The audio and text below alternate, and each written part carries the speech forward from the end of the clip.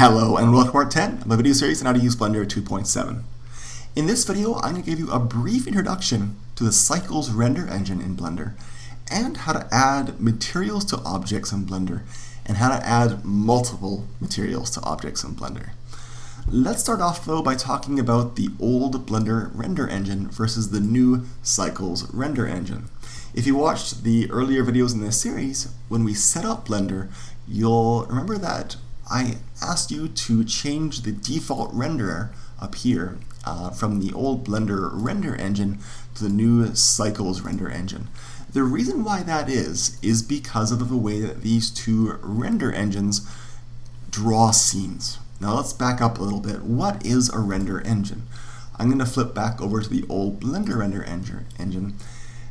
A render engine is the way in which your 3D program draws out the scene with things like considerations for lighting and materials and shadows and bounce lighting and the way that materials interact and lights interact with materials in a scene.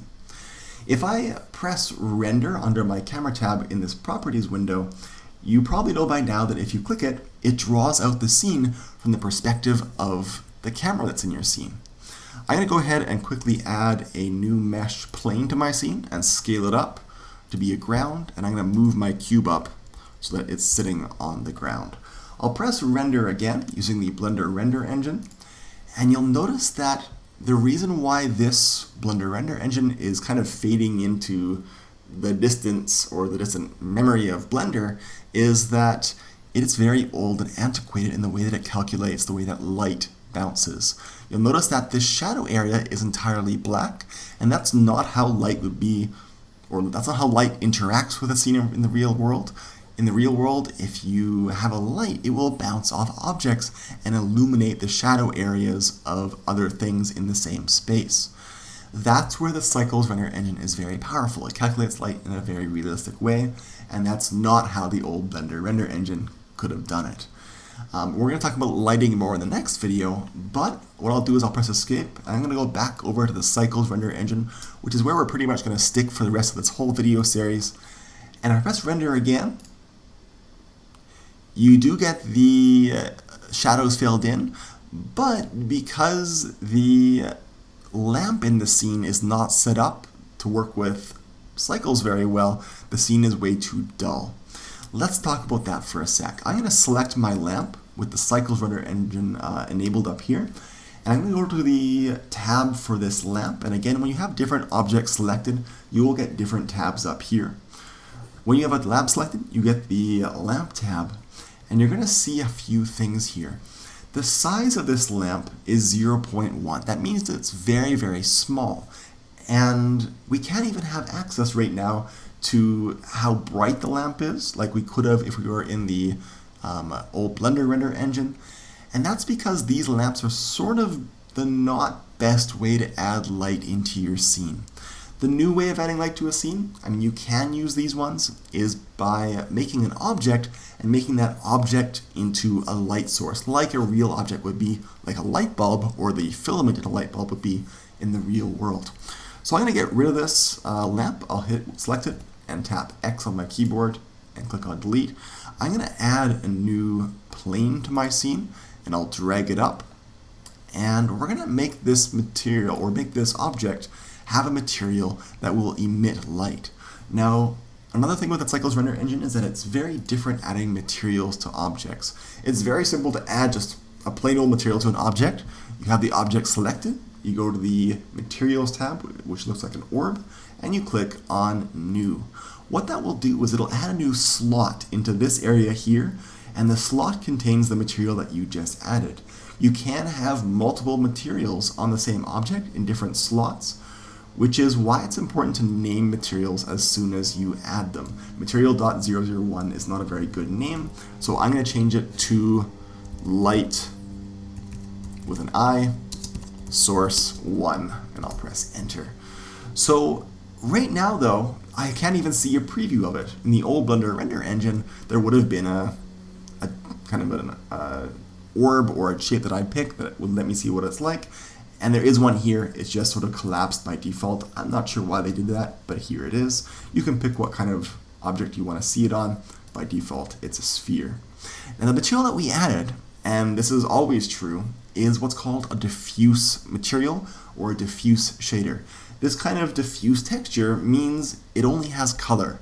There is no shininess, there is no mirroredness, there is no bumpiness or any other property. It's just a color that has a shadow and it doesn't glow or do anything like that.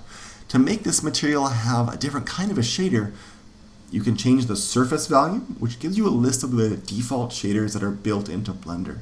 The one that we want to add is called emission, and what emission does is it emits light. When you change it to emission, you'll see that it turns entirely white, and that's because the color right here is white or almost white, so you can drag the shade up and down to the shade that you want, in this case white, and you can even pick a material color, which I'm going to make kind of like a tungsten lamp, like a light bulb, which is a little bit orange. And I'll move my mouse away, and now you can see it's a little bit that color. The cool thing is that right now this is actually going to emit light when we render the scene. So let's go ahead and see what that looks like. I'm going to click on the render tab and click on the render button. And now you can see there is now light casting onto the scene, and there's a shadow on the bottom of my cube on the ground. The light's way too dull though, so I'll press escape. And I'll go back to the material tab and I'll change the strength of this light or this material up to a higher value, let's say 10, and I'll press enter. But I'm not going to keep going back to this render tab to render. In fact, I'm not even going to press F12 if that is possible on your keyboard. I'm going to go down here to the shading display menu or the viewport shading menu and change the type from solid to rendered. Now, before I do that though, I'm going to split my window in two by grabbing this little triangular area and pulling down. And now I'll change this window to have rendered shading. And as you can see, and this is a new feature with cycles, you can use it with the old Blender render engine now, but originally it came to be with the cycles render engine. You can see your scene in real time. Now when you change the view as you're seeing, it kind of gets all grainy, and then it kind of solves itself down to a certain point, but you can see what is happening in your scene. The reason why I made two windows is that in this window I can do all my editing and I can see what's happening in real time. So if I want this lamp to be bigger, I can select it and scale it up, and as you can see, because it's a bigger surface, it's emitting more light and my scene is getting bigger. Now, this is not how we will render our scene. We will not just change a viewport. We will actually still use the camera tab and the render button to make our final movie when it's time for that. But just know that this is a handy tool to use to see what your scene looks like. Now what I'm going to do is go to my front orthographic view, and I'm going to make this light source a little bit smaller, and I'll rotate it and I'll move it. Now you'll notice you can see the light in your scene, so I'm going to keep it off the edge right there, and we're going to kind of zoom in on the shadow. And as you can see, because this light source is the size that it is, we have a shadow that looks like that. Larger light sources, if I scale this up and I turn down the strength, let's change it maybe to 2, larger light sources make softer shadows. That's one of the principles in photography or cinematography. If you think back to when you had your picture taken in the first week or two of school, you'll know that they used probably big lights or big shiny umbrellas to reflect light from a lot of different, or from a large area, and that's so that you didn't have really harsh shadows under your eyes or on the sides or bottom of your nose. That's why big lights are often advisable. If I have a very small light, and I'll turn it way up so you can see what it looks like, maybe to 100, I have much harder shadows, and they can get even harsher than that, maybe even 200. So it's up to you, but just keep that in mind. The purpose of this video is not to talk about lights though. Let's get on to materials. I'm going to select my cube in the middle of the scene. In fact, I'm going to get rid of my cube and I'm going to add the monkey head. The monkey head's there, and her name is Suzanne, so that we can play with lighting and materials. So I'm going to rotate it so it's sitting on the ground. So I'll move it up on the Z-axis, and maybe I'll rotate it R and then Z so it's facing this angle right there.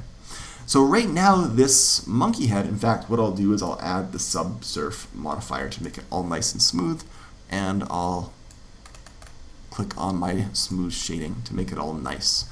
This monkey head probably doesn't have a material. Let's go check. With it selected, I'm going to go to the Materials tab. So we're going to make it have a few different types of materials. I'm going to show you how to make and combine materials using what's called a mix shader. So I'll click on New. It's added a new slot to this material, and we're going to name it. So I'm going to name this Matte Material 1 and press Enter. Now it has a diffuse shader again. And we talked about that when we first added our light. What that means is a material that's just flat. There's no shininess. I'm going to give it a color. So there it is. And if I want to make parts of the monkey a different color, let's say I want to make the monkey's eyes red, what I need to do is I need to make a new slot in this section which will hold another material. And notice that when I switch objects, this list goes away. So what this area contains is a list of materials in slots of the materials that are on the currently selected object. So to make a new slot, I'm going to press plus. Everything goes away because there's now a new slot with no material on it.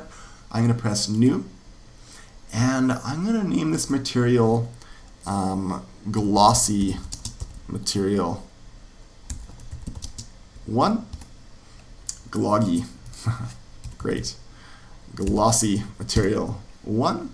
And instead of picking a diffuse shader, I'm going to pick a glossy shader. And what that means, it's right near the top, is a material that's almost a mirror. Now you can pick kind of a color of the mirror in the color options down here. So I'm going to make this mirror very red. And you'll see there is a delay in this window, but it's fairly responsive. And if I want to make it, reflective but not entirely a mirror, I can change the roughness of it. Now, the roughness does not mean it becomes bumpy.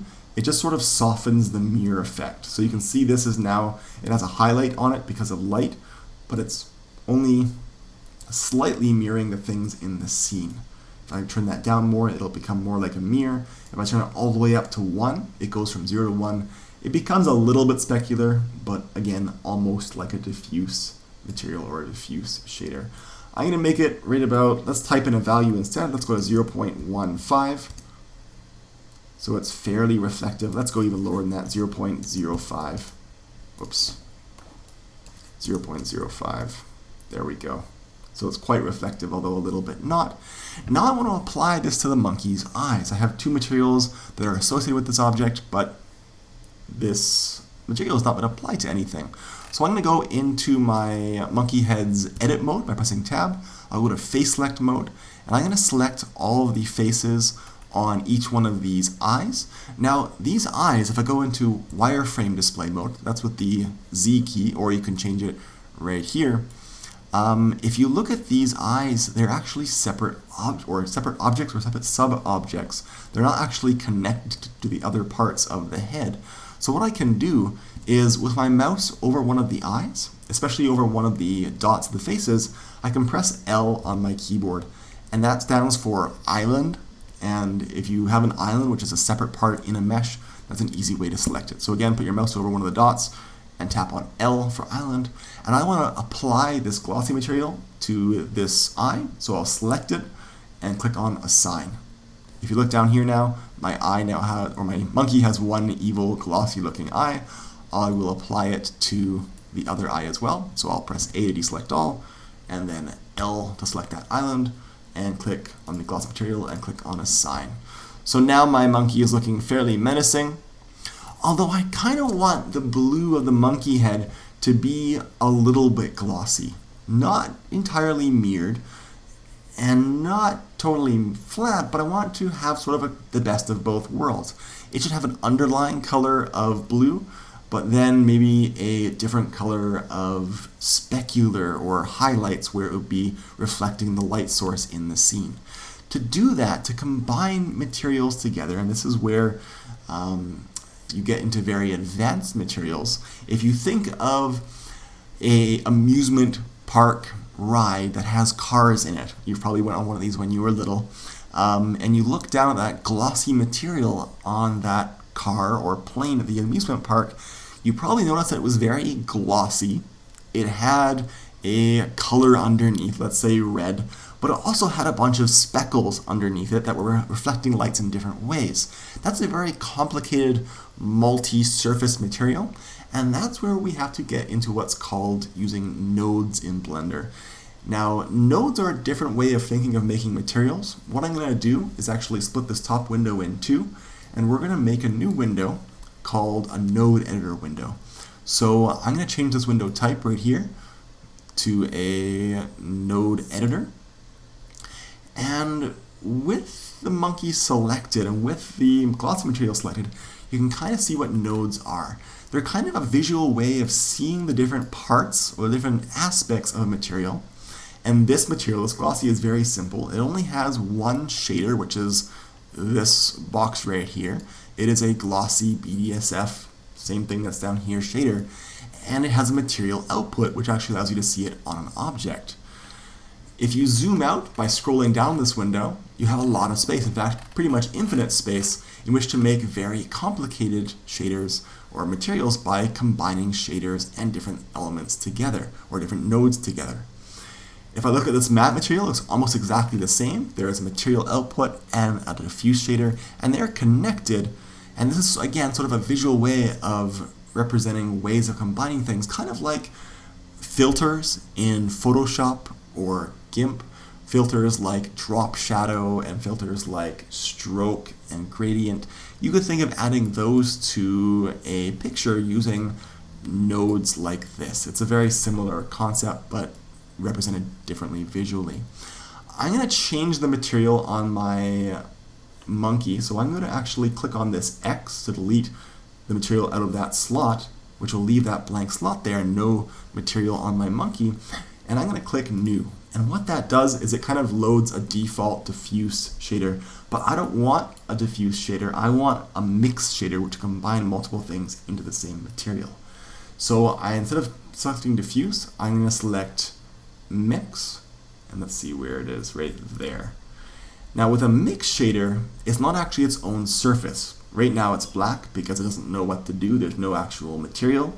But the mix shader gives you options to add two shaders within the same material. So what I'm going to do, and you're going to see what's happening up here with nodes, I'm going to add a diffuse shader as the kind of the first material that gets applied to the object. So we're going to add a diffuse material. And you can kind of see I can collapse that first one or expand it with that little plus or minus. I'm going to pick a material. This time it's going to be a green monkey. And again, I can pick the roughness of this material.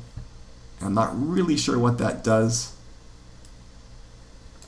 I guess it makes it less even and less happy to disperse light over its surface. You can see the highlights and the shadows get pushed towards the outside, the rougher you go, and the more matte look it becomes, or it looks.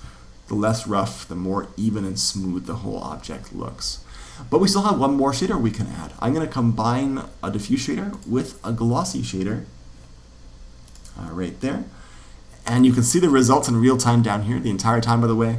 And this glossy shader has basically an almost white specular value, but normally a green object wouldn't have a white specular, at least not unless it's very intense from a white light.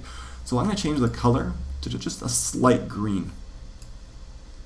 And then I'll move my mouse away. And as you can see, now we have an object that's not entirely shiny and not entirely dull, but a mix of the two. And I can adjust the factor of how much matte versus how much shiny using this factor amount. So I can slide it up and down to make it entirely matte again, or entirely shiny again, entirely mirrored, or somewhere happy in between. What's going on in this nodes editor window though? Well, these two materials actually overlap, so I'm going to drag them around. What we did here is directly on the material we added a mix shader. That was the first thing that we did. So we have our two basic nodes, the kind of uppermost material on the object, which required inputs, which is on this side of the node, from two materials, or at least from one, but it accepts two. And one we added a diffuse shader, and one we added a glossy shader. Now, you don't even have to use this area over here. Once you add a new material to an object, once you click on that new button, you can start working immediately in here. I'm going to delete these two nodes, so I'll select one by right-clicking on it, and I'll tap X, delete it, and I'll delete this one, and I'll even delete this one as well. So we only have a material output, which is how the material looked when we first added. In fact, what I'll do is I'll get rid of that slot entirely. Actually, no, I want to undo that. I'm going to get rid of the material in that slot entirely to start from scratch, and this will be the last part of this video. I'm going to click on New to add a new material into that slot, and again, our monkey looks like it's a default material, but instead of having a diffuse shader, I'm going to get rid of this one, and I'm going to use my Add menu, or Shift A, to add a shader that's a mix shader. So there it is, as it's attached to my mouse, but I want to plug it into the surface of the material output. So you can see there's always inputs and outputs on most materials. I'll connect these two. So now it knows that, or the material knows that it's receiving a mix shader. The mix shader now needs, again, two shaders to be inputted it to actually give the object a surface or a material. So I'll press Shift A again, and I'm going to add a diffuse shader. So I'll click right there, and Shift A again, I'll add a glossy shader right there. Again, we have to connect them from the output to the input, and now we can pick our colors and roughness and the factor all in this window. This is a very scary, and in fact, I was very scared to start working with nodes when I first saw them come up in cycles, and to tell you the truth, I've avoided them as much as I can. But they are easy to use once you understand what's going on, especially when you start simple. Now, as I explained with that whole carnival ride, glossy, specular car surface, you can get very, very complicated setups of nodes. And in fact, there are a way of grouping nodes in this window, but we're just going to start very simply. I'm going to make the color of my diffuse green again, and I'm going to make the color of the specular part just a little bit green. And then I will combine them using the factor again. So let's make it very glossy, and I don't want it to be that rough, so I'm going to make it quite mirrored, and maybe make it more mirrored than not. Again, the scene would be more interesting if there were more things in the scene for the monkey head to reflect, but right now there's just a gray world and basically an off-white material. Let's go ahead and select this ground plane, and that's the last thing we'll do. I'll add a new material to it. I'm going to call it floor, and we're going to make this floor mirrored as well. So I'll add a glossy shader, and I will turn the roughness all the way down. And as you can see now, we have a very interesting and scary looking scene in our viewport. That's going to be for this video. Thanks for watching, and I'll see you next time.